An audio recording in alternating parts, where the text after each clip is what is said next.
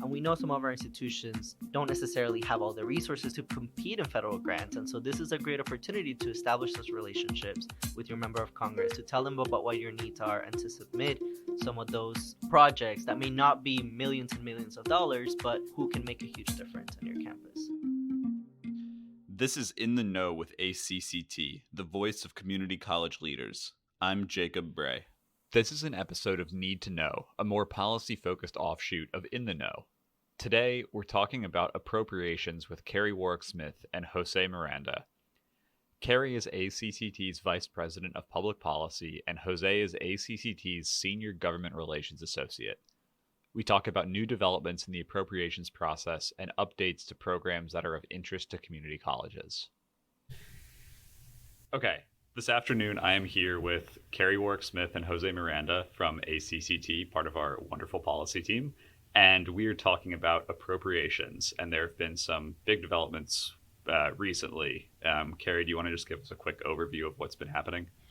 Absolutely. Thanks, Jacob. Congress and President Biden have come to an agreement on fiscal year 2022 appropriations. This is great news. Today, Tuesday, March 15th, the president will sign the appropriations into law, and they will fund the government through September 30th, 2022. And you may be asking, well, that doesn't sound like very long. And that's because these appropriations were very delayed. They should have been ready on October 1, 2021. But we had several continuing resolutions and have now landed on the final appropriations numbers for the fiscal year 2022. Yeah, and thank you, Carrie. And just for anyone's awareness, if you don't know, a continuing resolution is a tool that Congress utilizes to keep the government open and funded even after they missed their deadline of September 30th. As Carrie mentioned, October 1st was when we were supposed to have a new appropriations bill, but Congress was not in a position to pass a law at the time. They had not agreed on or come to a consensus, so they passed what they called a continuing resolution, which allows the government to stay open and funded at the levels of the last fiscal year, that being FY 2021. But going into FY 22 once more, this was a monumental bill for several reasons. One, it's the first one of President Biden's presidency. It's also one that has to be bipartisan by nature. The appropriations bill has to be bipartisan, and it requires the votes of Republicans in the Senate. And so there was a lot of back and forth that took place. And last year, Democrats in both chambers, the House and the Senate, made great proposals, incredible investments, historical investments. And those numbers did not come to pass as a result of its bipartisanship. But that being said, it still led to some significant increases across the board for many of the programs that are of interest to our institutions. Namely, and start off with probably the biggest one, was a $400 increase to the maximum award of the Pell Grant. Oh, great. This is the largest increase we've seen in at least 5 years, probably a decade, maybe even longer. There were some other programs that are important to us that did not fare as successful. For example, the Strengthening Institutions program only got a 1% increase compared to last fiscal year. And then programs like those that are dedicated for predominantly Black institutions and HSIs fared a little better, with increases ranging in the 20 and 23% respectively. But there are some really exciting things in this year's bill, too, that we're looking forward to, and that's the establishment of a couple of new programs. Okay. Namely, there's an $8 million basic needs grants for institutions to help the students and provide supportive services for students. And out of these $8 million, 25% are set aside for community colleges. Oh, great. Yeah, that's something new. It's something we've been calling and asking for a very long time. It's something that our members tell us about, that it's a need in our institution. So we're really excited to see it on the appropriations law this year, moving forward, hopefully. And then there's another new program that is geared towards student success grants. And this is something that was included in President Biden's Build Back Better proposals. It was a yes. I was just gonna say the President Biden originally had $60 billion for his college completion fund, and what number did we end up with, Jose? Not in the billions, not even in the high millions. So it's a $5 million program So, and again, I'll go back to the theme that this is a bipartisan effort, though. Sure. The Build Back Better agenda was a strictly Democratic agenda. Um, but what's exciting about this for us, at least, is that once it's there, it's easier to advocate for increased investments. And once the program is up and running and our institutions are able to tap into these grants and they can show Congress the outcomes that come with these investments, then we can push for increased. And hopefully someday we'll get to $60 billion. Yeah, so at the very least, it's kind of nice to have our foot in the door, so to speak. Correctly. And one final thing I want to highlight, because I think it's not just the increase in funding, but in finding ways that Congress takes the input from our institutions, the input that we provide to them, and makes those changes to make programs run better, is the CCampus program. CCampus stands for Childcare Access Means Parents in School program. Many of our institutions utilize it to provide childcare to student parents. And that program received a $10 million increase, which is great. But beyond that, there was also a change in the statutory law for this program, and it lifted the cap of grant awards to institutions. Okay. Prior to this, an institution could only get an award that equaled 1% of the total Pell Grant funds that the students in that institution received, which limited the amount of money that institutions could utilize, knowing how expensive childcare is. Okay. And so with this cap lifted, institutions should be able to leverage that, and hopefully the department will be able to take into account the rising cost of childcare and give awards that are larger than that 1% cap. But there were other areas where there were significant investments that are of key importance to us. This was all that I went over, was all just in the Department of Education. There's other areas in the Department of Labor that also receive investments, and I'll let Carrie speak to those. So following a similar theme, at the Department of Labor, the programs that we watch for community colleges all received increases. Some of those increases were not quite as high as we may have anticipated when the final agreement came together. The prime example of that is the Strengthening Community Colleges training grants that received $5 million additional dollars from last year for a total of $50 million. But originally, President Biden had proposed more than doubling of that program to over $100 million. But this program also exemplifies something José was just talking about with the feedback and the importance of feedback from community colleges, from the leadership to Congress, in that the Strengthening Community Colleges program is only a couple of years old. It was a program that was created through appropriations and has continued to grow because colleges have been able to demonstrate the value of those grants for their institutions. And so that is an important success story, and one that hopefully can carry over to some of the Department of Education grants that José was just speaking about. And just quickly, a couple of other items in the Department of Labor budget. The Workforce and Innovation and Opportunity Act, known as WIOA, has state grants that increased from last year, $34 million higher than last year's number. And additionally, there was a $50 million growth to $235 million for registered apprenticeships programs. So those were both really good pieces of good news as well. So it sounds like there are a lot of moving parts here and a lot to sort of wrap our heads around. But is there anything else that you think folks in community college leadership should be aware of?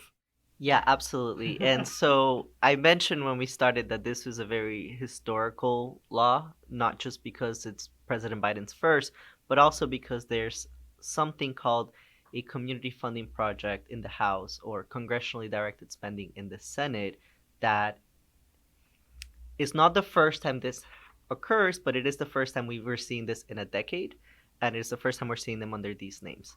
So these programs, it's the same thing in the House and the Senate, but they're just naming them differently.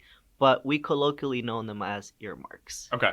And so I'll give you a little bit of a very brief history on it. Earmarks, what they are, and why they stopped and why they're back. So what earmark is basically following the idea that Congress has the power of the purse, Congress's ability to direct where specific funding goes. Okay. And so this is senators and representatives' ability to direct specific amount of funds to their communities for specific projects. And this has been the norm for a very long time. It was part of the appropriations process up until 2010. And this is what made appropriations very bipartisan too. Both House Democrats and Republicans included projects in the bill. And because your projects are in the bill, you have a stake in it. You want to make sure that the bill passes, which is you would always see appropriations laws passing in a very strong bipartisan manner. But there were a lot of rising concerns when we got to towards 2010 of fraud and misspend and misuse of funds. Okay. And so as a result of that, in 2011, when the new majority came to pass, they banned earmarks. Okay. And so they had been banned for the past decade. When the new congressional majority in 117th Congress came, they decided to revisit this ban, and they lifted it, but they did a lot of changes to it. So in an effort to address those concerns of fraud and wasteful spending, they've limited who can access or who can be an eligible recipient of these projects Okay. to government entities, local, state government entities, as well as nonprofits. Okay. They also increased a lot of transparency measures. So if you right now wanted to go and see if your member submitted projects, you can check their website and they have to have them posted there. Okay, that's interesting. It also has to tell you who the recipient of the funding would be. Okay. It would tell you what it's for and the amount of money that it's for. Okay. Now, because this was the first time in a decade, not a lot of people knew about it. Not a lot of people knew how it was going to work. But basically, members get to submit, I believe, up to 10 requests, and not all 10 will be funded. But the committee, as they work through the appropriations bill, they try to strike a balance between ensuring that everybody gets something from both sides of the aisle and so on. But one thing that I will note is that this is a great opportunity for institutions to get additional resources without having to compete in a grant application, in a grant competition. Okay. And we know some of our institutions don't necessarily have all the resources to compete in federal grants. And so this is a great opportunity to establish those relationships with your member of Congress, to tell them about what your needs are, and to submit some of those projects that may not be millions and millions of dollars, but who can make a huge difference on your campus. Just to give you a recap, like this, with this final law that just passed, the Department of Education included $249.4 million in earmarks. Okay. And the Department of Labor included $137.6 million. Now that's not all for community colleges, obviously, but a significant portion of them probably are. And I can give you a couple of examples of what that looks like. In New Jersey, Brookdale Community College had a $450,000 project approved to establish a center in excellence in cybersecurity education. Okay. In Texas, Austin Community College District had a project approved for childcare support services Okay. for student parents and to develop a childcare associate program. In Ohio, there was a $500,000 project approved to provide support services to improve student outcomes. Okay. In Washington State, Clark College had a $1.5 million project approved to purchase equipment of technology for their advanced manufacturing center. So you can see the range. Some of them are in like the hundreds of thousands. Very few are in the millions. There's some that are like $95,000 just for equipment. So this is just to give you a sense of the range of different projects that you can ask for. And I say this because now that we just concluded FY22, it's the perfect time to start talking with your elected officials and see what they're doing in terms of community funding project, congressionally directed spending, and start thinking about that, because the window to submit your proposals to your elected officials is coming up probably late this month, as late as next month as well. So just something to think about. Yes, if you are a community college leader and thinking that those projects sound good to you or have given you an idea, this is definitely the time. Particularly if you had the opportunity to join the National Legislative Summit in February, this is one of the reasons why we really encourage relationship building as part of that work. You don't want to just be in touch one time a year. And then this is a great opportunity to build on those relationships, talk with your elected officials about what's happening on your campus, what your needs are, and see if you can possibly get in the queue for fiscal year 23. Kind of bringing it to a bookend of where we started, the fiscal year appropriation process, generally is supposed to happen in the spring, with the appropriations bill being passed by the end of September, which means even though there is great relief to have just finished fiscal year 22 appropriations, because of the timing and because of the delay, we are now sprinting immediately into fiscal year 23 request process. So as Jose mentioned, March into maybe mid-April is really the time to be having conversations with those offices. Jose, is there anything else you would add? Yeah, I would just close off. I know this isn't strictly appropriations process, but it is appropriations related, and I think a good way for me to pitch some of our resources. But Carrie earlier mentioned the Strengthening Community College Training Grants, and she talked about the $5 million increase, which built on some of our previous efforts and the increased demand for that program. Well, the second round of applications for that grant is actually currently open, and that's the one that was funded during the last fiscal year in FY21. It's a $45 million grant, and it's open until June 2nd of this year. Okay. So if your institution is interested in leveraging federal resources for workforce training program, partnering with your local employers, local communities, this is a great program to leverage, and we definitely want to show Congress that there is still a demand for this, so that when we go back to them in a couple of weeks to talk about this program in FY23, we can show them that this is a program that has a need, that can be leveraged by many of our institutions, and that can make real impact on our students. So again, it's open until June 2nd. If you want more information about it, you can look at our advocacy page. You can look at our law alerts. If you're not already signed up on our law alerts, please, I highly encourage you to do so. This is when we send out any timely updates from federal government, such as grant opportunities or the appropriations bill, with a full fact sheet that we've put together, so you can see all the various programs and where they were funded at. That's all I had for now. I didn't want to miss the opportunity to let our institutions know that this funding is available there. But I'll turn it back to you, Carrie. Yeah, no, I think that's a great flag, that this is the window for that. And thank you for mentioning the many resources on our website. I know there are a lot of numbers in this conversation today, a lot of millions, billions. We try to speak them clearly, and several percentages. So as Jose mentioned, we do have a fiscal year 22 fact sheet that is up on the fact sheet section of our advocacy tab on ACCT.org. And so that's a great resource if you want to check out some of these numbers.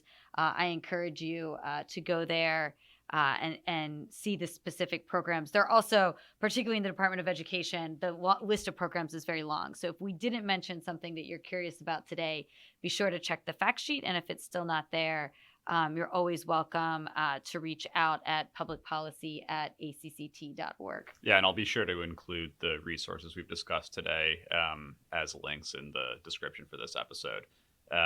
Thank you both for taking the time to talk about this. I think it's really interesting and it's exciting. I mean, despite not getting everything that we want, it seems like there's good movement towards getting more money for community colleges, and already more money going into community colleges. So I think that's fantastic. All of the resources we mentioned in this episode will be linked in the description.